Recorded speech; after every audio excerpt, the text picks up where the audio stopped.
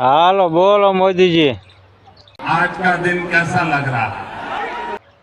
હવે આમાં એવું છે, હવે આજ તો રજકો વાઢ્યો આજ સવારમાં અને હવે પાણી વારી વારીને લાંબા થઈ ગયા। अच्छे दिन હવે અચ્છે દિન તો અમારે નહીં આવે, મને નથી લાગતું। આ તમારે આયા તેદુના। अच्छे दिन હા હા ભાઈ, એ જ કહું, અચ્છે દિન હવે અમારે વાટ જોવાની નથી।